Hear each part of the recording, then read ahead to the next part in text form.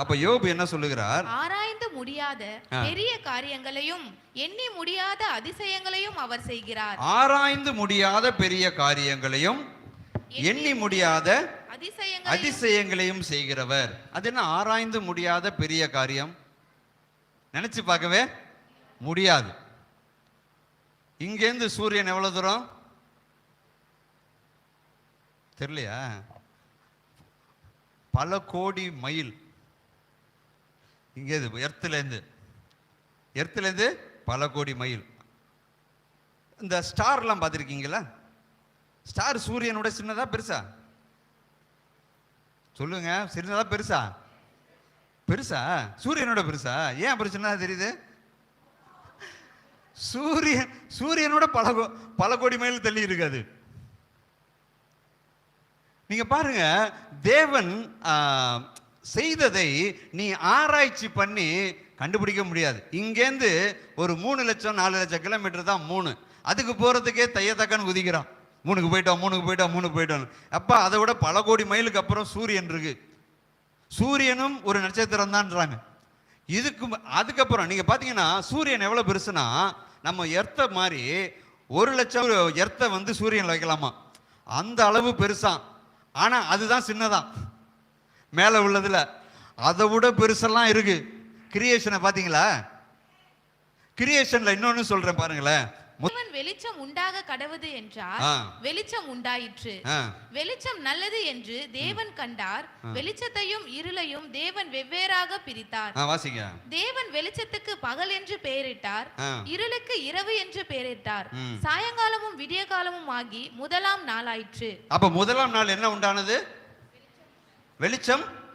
கரெக்டா? முதலாம் நாள் வெளிச்சம் உண்டானது. இப்ப 4ஆம் நாள் தேவன் பகலை ஆள பெரிய சுடரும் இரவை ஆள சிறிய சுடரும் ஆக படைத்தார். இதனால் எத்தனாவது நாள் ஆச்சாம்? பகலையும் இரவையும் பிரித்து 4ஆவது நாள். எத்தனாவது நாள்? அப்ப சூரியன் எப்ப படைக்கப்பட்டது? வெளிச்சம் எப்ப உண்டானது? சொல்லுங்க. இதெல்லாம் ஆராய்ந்து பார்க்க முடியுதா? அப்ப சூரியனை லேட்டா தான் படைச்சிருக்கிறாரு. ஏன் அப்படின்னா வெளிச்சம் மாத்திரம் அல்ல. இன்னைக்கு ஸ்டார் சூரியனை எடுத்துட்டு வெளிச்சத்துக்கு ஸ்டார் இருந்தா போதுமா? வெளிச்சம் கொடுப்பதற்காக மாத்திரம் அல்ல, இந்த சூரியன் தான் எனர்ஜி வருது. ஹல்லேலூயா. கரங்களை தட்டி கர்த்தரை மேம்படுத்தலாமா? இன்னைக்கு பூமியில வாழ்வதற்கு ஏற்றபடி சூழ்நிலை எல்லாம் அமையணும் அப்படின்னா சூரியன் என்கிற ஒரு சுடர் வேண்டும் என்று சொல்லி அதுக்கப்புறம் தான் சூரியனையே. ஆனா அதை விட பல மடங்கு பெருசு, அதை விட பல மடங்கு ஹீட் ஆனதெல்லாம் அதுக்கு மேல இருக்கு. நீங்க பாருங்க, இதெல்லாம் ஆராய்ச்சி பண்ணி கண்டுபிடிக்க முடியுமா? பக்கத்துல தான் போக முடியுமா? அதான் யோபு சொல்றாரு, ஆராய்ந்து முடியாத பெரிய காரியங்களையும் எண்ணி முடியாத அதிசயங்களையும் அவர் செய்கிறவர். யோபு 28:11 வாசிங்களேன். ஒரு துளியும் கசியாதபடி ஆறுகளை அடைக்கிறான், மறைவிடத்தில் இருக்கிறதை வெளிச்சத்திலே கொண்டு வருகிறான். ஒரு துளியும் கசியாதபடி ஆறுகளை அடைக்கிறான். இன்னைக்கு டேம் கட்டியிருக்காங்களா? எப்போ கட்டியிருக்காங்க? இப்போதான் டேம்லாம் கட்டுறாங்க. ஆனா யோபு புத்தகம் எத்தனையோ, இயேசு பிறக்கிறதுக்கு முன்னாடி எத்தனையோ ஆண்டுகளுக்கு முன்பாக எழுதப்பட்ட அந்த புத்தகத்துல எப்படி இருக்குன்னா, மனிதன் என்ன பண்ணுகிறான்னா ஒரு துளியும் கசியாதபடி ஆறுகளை அடைக்கிறான். அப்ப இதெல்லாம் அப்பயே ஞானத்தோடு பேசியிருக்கிறாங்க பாருங்க. அப்ப மனுஷன் வந்து ஞானம் தான். ஞானம் இருக்கா இல்லையா மனுஷனுக்கு? இல்லையா? இருக்கா? மிருகத்தை விட ஞானம் அதிகமா இருக்கு. அப்படித்தானே சொல்றீங்க? அப்படியே ஒத்துக்கிறீங்களா இல்லையா? என்ன சிரிக்கிறீங்க? அப்படித்தானுங்க. மிருகத்தை விட உங்களுக்கு தான் ஞானம் அதிகம். கரெக்டா? சரி, இப்ப நான் ஒரு கேள்வி கேட்கிறேன். இப்போ வருஷம் வேடந்தாங்கல் அப்படின்ற ஒரு இடத்துக்கு பல நாட்டிலேருந்து பறவைகள் வருது. அது தெரியுமா? வேடந்தாங்கல் பறவைகள் சரணாலயம். இப்போ ஹைட்டில் போயிருது. ஹைட்டில் போயிட்டா அதுக்கு ரூட் எப்படி தெரியும்? இன்னைக்கு ஃப்ளைட்டு போகுது, கீழேருந்து ஒருத்தன் ஆப்ரேட் பண்ணுறான். இது நார்த்து, இது சவுத்து, இது இங்கிட்டு போகணும் அங்கிட்டு போகணும், கொஞ்சம் மாற்றி விட்டானா மலையில் போய் இடிச்சிட்றான். அப்போ அது அவ்வளோ உயரத்தில் போகுதுக்கு அதுக்கு எப்படி டைரக்ஷன் தெரியும்? வேடந்தாங்கல் இங்கே போர்டை எழுதி போட்டிருக்காங்க, வேடந்தாங்கல் இன்னும் 75 கிலோமீட்டர். உனக்கு எழுதி போட்டாலுமே கொண்டு போய் கடலில் விட்டுட்டு போயிடுறான் காரை. ஏன்னா கூகுள் மேப்பை பார்த்துட்டு போய் ஆத்துக்குள்ள விட்டுட்டாங்க காரன். அந்த பறவை பல கிலோமீட்டர் உயரத்தில் பறக்கிற பறவைக்கு டைரக்ஷன் எப்படி தெரியுது சொல்லுங்க? இந்த ஞானம் உங்களுக்கு இருக்கா? இது என்னைக்காச்சும் யோசித்து பார்த்துருக்கீங்களா? ஆனா பறவைக்கு ஞானம் இல்லை. ஆனா அதுக்கு அந்த ஞானத்தை கொடுத்தது தேவன். அந்த ஞானம் எப்படி கொடுத்தான்னு பறவைக்கும் தெரியாது, மனுஷனுக்கு தெரியாது. கரங்களை தட்டி கர்த்தரை மேம்படுத்தலாமா? அதுதான் அங்க சொல்லியிருக்கு. அடுத்த வசனத்தை வாசிங்களேன்.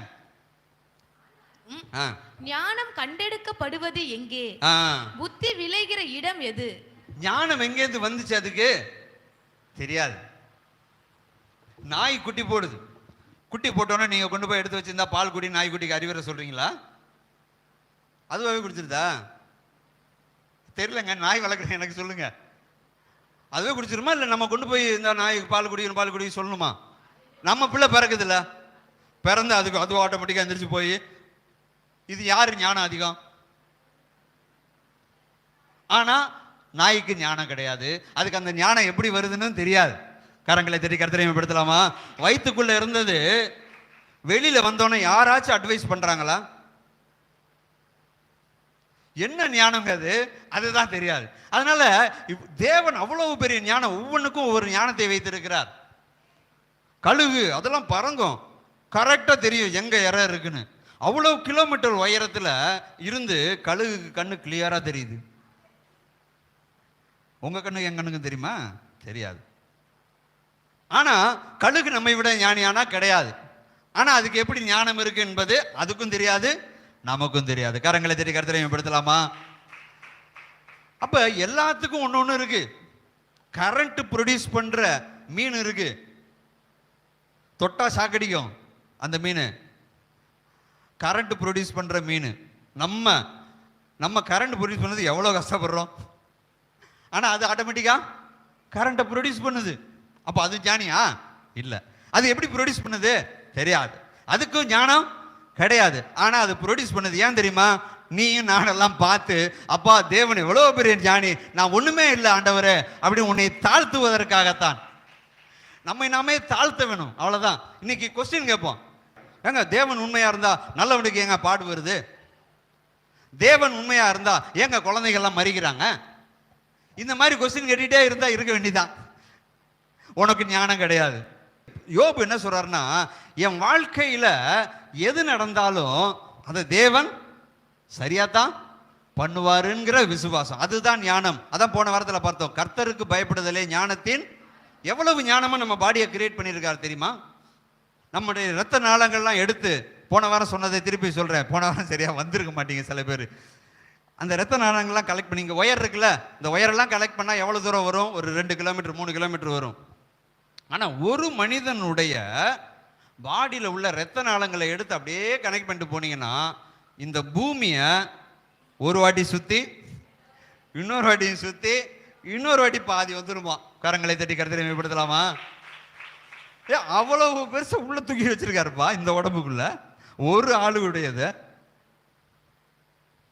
இன்னும் சொல்ல போனா பாருங்க, இன்னைக்கு மறிச்சு பாரு, அந்த ஏர்கிராஃப்ட்ல எல்லாம் மறிச்சு ஒரு அகமதா பார்த்தா அங்கே நடந்துச்சுல, எல்லாம் செத்து போய் எல்லாம் கறி தூள் தூளா போயிட்டான். அவன் பாடி எப்படிங்க கண்டுபிடிக்கிறது அப்படின்னா, எப்படி கண்டுபிடிக்கிறது? எப்படி கண்டுபிடிச்சு கொடுத்தாங்க? எப்படி கண்டுபிடிக்கிறாங்க? டிஎன்ஏ. நம்ம பாடியில ஒவ்வொருத்தருக்கும் ஒரு சிப்பு வச்சிருக்கிற மாதிரி என்ன இருக்கான்? டிஎன்ஏன்னு ஒன்று வச்சிருக்கிறாரு. அந்த டிஎன்ஏ எல்லாம் சேர்த்தீங்கன்னா கிட்டத்தட்ட 2 மீட்டருக்கு வருமா. ஒரு செல்லுல உள்ள டிஎன்ஏ சேர்த்தா 2 மீட்டருக்கு வருமா. ஆனா ஒரு செல்லோட சைஸ் மைக்ரோஸ்கோப் வச்சு பார்த்தா தான் தெரியும். அல்லேலூயா. இதெல்லாம் பார்க்கும்போது ஒரு மைக்ரோஸ்கோப்ல பார்த்தாலே தெரியாத ஒண்ணு, அதுக்குள்ள 2 மீட்டர் நீளத்துக்கு உள்ள டிஎன்ஏ, அவ்வளவு டிஎன்ஏக்களை உள்ள வச்சிருக்கிறாராம். அப்போ ஒவ்வொரு மனிதனுக்கும் ஒரு தனித்தனியா டிஎன்ஏ கொடுத்து வச்சிருக்கிறார். எப்படி ஒரு ஆதார் கார்டு கொடுக்குறாங்களோ அந்த உலகத்துல, அது மாதிரி ஒவ்வொருத்தருக்கும் ஒவ்வொரு டிஎன்ஏ. இப்பேற்பட்ட ஞானம் உள்ளவர், இப்பேற்பட்ட ஞானம் உள்ளவரை நான் எப்படி ஆண்டவரை கொஸ்டின் பண்றது? ஏன் என் வாழ்க்கையில அப்படின்னு என்னைக்குமே நம்ம கேட்குவதற்கு என்ன கிடையாது, தகுதி கிடையாது. ஏன் இப்படி நடக்கிறது? பைபிள்ல இருந்து டவுட். இன்னைக்கு அநேகர் அது கேட்பாங்க, அது ஏன் இப்படி பண்ணாரு, இது ஏன் இப்படி பண்ணாரு. அப்ப இவருக்கு முன்னாடி யார் இருந்தா? தேவன் எல்லாத்தையும் படைச்சாருன்னா தேவன் எங்க இருந்து வந்தார்? கேட்குறாங்களா கேட்கலையாங்க? கேட்குறாங்களா? நீ சொல்லுப்பா. இந்த ரெண்டுமே இவ்வளவு இத்தனை பெருசு நிறத்த நாளத்தை இந்த பாடியில் கட் பண்ணி கிளீனாக கனெக்ஷன்லாம் கொடுத்து இதெல்லாம் எப்போ கனெக்ஷன் ஆனிச்சு? அதுவும் சொன்னேன், கனெக்ஷன் எப்போ ஆனிச்சுன்னா தாயின் கருவில் உருவாகும் போதே கனெக்ஷன் ஓவர். கரங்களை தட்டி கருத்துரை விடுத்தலாமா? அது அப்புறம் தான் வளருது. அப்போ இப்பேற்பட்ட ஞானம் உள்ள ஒரு தேவனை பார்த்து அவருக்கு முன்னாடி எங்க இருந்துச்சு உனக்கு தெரியுமா? சொன்னாலும் புரியுமா? A+B² கேட்டா தெரியுமா? தெரியாது. அது தெரியாதுங்க. தமிழ் படிக்க தெரியுமா? தெரியாது. நான் இங்கிலீஷ் மீடியம், இங்கிலீஷ் பேச தெரியுமா? தெரியாது. உனக்கு எதுவுமே தெரியாது. ஒரு வேலைக்கு போக தெரியாது, எதுவுமே தெரியாது. ஆனா ஆண்டவரை பார்த்து கொஸ்டின் பண்ணி கேட்க தெரியும். என்ன, எனக்கு ஏன் அப்படி, அது ஏன் அப்படி, நீங்க முன்னாடியே செஞ்சிருக்கலாம்ல, இப்படி பண்ணிருக்கலாம்ல, உங்களுக்கு முன்னாடி யார் இருந்தா? நீங்க நாயை உட்கார வச்சு ABCD சொல்லி கொடுங்க, 10 வருஷம் சொல்லி கொடுங்க, சொல்லுமா சொல்லாதா? சொல்லாதுல்ல. ஏன்னா அதுக்குரிய ஞானம் தான் இருக்கு. அது போல தேவ ஞானம் எப்பேற்பட்டது. உனக்கு சொல்லி கொடுத்தாலும் புரியாது. எனக்கு புரிய வேணாம் ஆண்டவரே, ஒன்னே ஒண்ணு, உம்மை நம்புறேன், என்னை கடைசி மட்டும் கொண்டு போய் சேர்த்துருங்க ஆண்டவரே. அதுதான் நம்பிக்கை, அதுதான் ஞானம். அதனாலதான் கர்த்தருக்கு பயத்துட்டேன்னா உனக்கு ஞானம் வந்துருச்சு. நீ எதை பத்தி அறிய தேவையில்லை. அதுக்கு முன்னாடி என்ன நடந்துச்சு? மனிதர்களுக்கு முன்னாடி தேவதூதர்கள்லாம் படைச்சிருக்கிறாரு. இது ஆகாய விரு இதெல்லாம் பார்த்து பிரமிக்கிற மாதிரி இருக்கு. இன்னும் சொல்ல போனா சூரியன் தொங்கிக்கிட்டு தான் இருக்கு. அது யார் பிடிச்சி வச்சிருக்கா? எர்த்து. சூரியன் அங்கேருந்து மேலே இது பார்த்தீங்கன்னா எர்த்து தொங்கிக்கிட்டு இருக்கு. கீழே எதுவும் கிடையாது, மேலே எதுவும் கிடையாது, சைடில் எதுவும் கிடையாது. அப்புறம் கீழே வரணும்ல, வரல. சூரியன் ஒரே இடத்துல இருக்கு, எல்லாம் சுத்துது, சூரியன் அப்படியே இருக்கு, அது பாட்டுக்கு அப்படியே நிக்குது. எங்கங்க? அந்தரத்தில் தொங்க விட்டுருக்காருங்க. அதனாலதான் தேவன் என்ன சொல்றாரு? ஏன் தெரியுமா? தேவன் அநேக நேரத்தில் ஒரு வாட்டி அப்படிதான் போர் நடக்குது. போர் நடக்கும்போது டைம் ஆயிருச்சு அப்படின்னும் போது சூரியனை பார்த்து நில்லுன்னு சொல்லுப்பா, நிற்கும் அப்படின்றாரு. சூரியன் அப்படியே நிக்குது, போர் முடிகிற வரையும் சூரியன் அப்படியே நிக்குது. ஏன் அப்படின்னா அவர் தான் அதான் சொல்லுவாரு. அவர் என்ன சொல்வாருன்னா, இந்த மாதிரி நான் அதிசயங்கள்ல அற்புதங்களை எனக்கு செய்யறது ரொம்ப பிடிக்கும், அதை நீ பார்த்தாச்சு திருந்து. ஹல்லேலூயா. கரங்களை தட்டி கர்த்தரை மகிமைப்படுத்தலாமா? இதெல்லாம் போய் பாரு, இவ்வளவு அதிசயமா அற்புதமா தேவன் ஒருவர் இருக்கிறார். ஹல்லேலூயா. கண்டிப்பா தேவன் இருக்கிறார். அப்ப யாருங்க? அதற்கான விடை இந்த வேத புத்தகத்தில் மாத்திரம் தான் இருக்கு. கரங்களை தட்டி கர்த்தரை மேம்படுத்தலாமா? ஒண்ணுமே வேணாம். நான் எதுவுமே கொஸ்டின் பண்ண மாட்டேன். இது கொஸ்டின், அது கொஸ்டின், 1008 கொஸ்டின்லாம் நான் கேட்க மாட்டேன். ஆனா என் தேவன் கிளீனா போட்டிருக்காரு. சார், இப்ப கடல்ல தண்ணி உப்பு தண்ணி தான், அது தேவைதான், எல்லாம் வாழ் உயிரினங்களுக்கு தேவை. ஆனா நமக்கு தேவை என்ன? நல்ல தண்ணி தானேங்க. இப்ப கடல் தண்ணியிலேருந்து எப்படிங்க உப்பு தண்ணி நல்ல தண்ணியா மாறுறது? நீங்க நினைச்சு பார்த்துருப்பீங்களா? தேவன் அப்பயே நினைச்சு பார்த்துட்டாரு. இந்த தண்ணியெல்லாம் படைச்சப்பயே இதெல்லாம் உப்பு தண்ணி, இதெல்லாம் அனிமலுக்கு எல்லாத்துக்கும் தேவை, ஓகே. ஆனா மனுஷனுக்கு தண்ணி வேணுமே. சரி, அப்ப இங்க உள்ள தண்ணிலாம் மேல போய் அங்கேருந்து மழையா வருது. உப்பு தண்ணியா இருந்தது, இங்க எப்படி வருது? உங்க வீட்டுல நல்ல தண்ணி மாற்ற முடியுதா? உப்பு தண்ணியை நல்ல தண்ணியா மாற்ற எவ்வளவு கஷ்டப்படுறோம். நம்ம எல்லாமே நினைச்சுக்கிறோம் இதெல்லாம் இயற்கையா நடக்கல. அதுதான் எவன் ஒருத்தன் இயற்கையா அது அப்படி இப்படியே நடக்குது, அப்படியே ஃபார்ம் ஆயிருச்சு, சூரியன் அப்படியே ஃபார்ம் ஆயிருச்சுன்னு நினைச்சுக்கிறவனுக்கு ஒன்றும் தெரியாது. ஆனா இதுக்குள்ள எல்லாம் ஞானம் இருக்கிறது. நம்ம பாடிக்குள்ளேயே அவ்வளவு காரியங்கள் நடைபெறுகிறது. ஒரு சின்ன ஒரு கிட்னி அவ்வளோதையும் என்ன செய்யுது? தண்டிக்கு அவ்வளோதையும் சுத்திகரிப்பு பண்ணுது. லிவர் ஒன்னொன்னுக்கும் ஒரு ஃபங்க்ஷன் கொடுத்துருக்கு. நீங்க சாப்பிட்டோன்னு செரிக்குதுல்ல, அதுக்கு உங்க பாடியிலேருந்து ஆசிட் எல்லாம் சுரக்குது. எல்லாம் தெரியுமா? என்ன சாரு கிளாஸ் எடுக்கிறாருன்னு நினைச்சிடாதீங்க. நீ சாப்பிட்டு 2 மணி நேரத்துக்குள்ள உனக்கு பசிக்க ஆரம்பிச்சிருதுன்னா அவ்வளோ ஈஸியாக நீங்கள் வெளியில் அந்த ஃபுட்டை வச்சு பாருங்க. அது 10 நாள் ஆனாலும் ஒன்றுமே ஆகாது. அதை பூச்சி பிடிச்சி அழிஞ்சு போகிறது 10 நாள் ஆகும். நீ உள்ளே போட்டு 2 மணி நேரத்தில், சில பேருக்கு 1 மணி நேரத்தில் திருப்பியும் பசிக்குதுன்றான். அப்போ அந்த அந்த ஆசிட் எல்லாமே என்ன செய்யுது? பாடியில் சுரக்குது. எப்படின்னு தெரியுமா? தெரியாது. ஆனால் தேவன் அதை உண்டாக்கி இருக்கிறார். எனக்கு அதுக்குரிய ஞானம் தேவையில்லை, ஆனால் அதெல்லாம் பார்க்கணும். பார்த்துட்டு தேவன் இவ்வளவு, அதனால தான் ஞானம் வந்துருச்சா? கர்த்தருக்கு பயப்படுற பயம் வந்துருச்சா? எத்தனை பேருக்கு வந்திருக்கு? வந்துச்சுன்னா உங்களுக்கு என்ன வந்துருச்சு? ஞானம் வந்துட்டா ஞானம் வந்தவங்க ஞானஸ்தானம். ஹல்லேலூயா.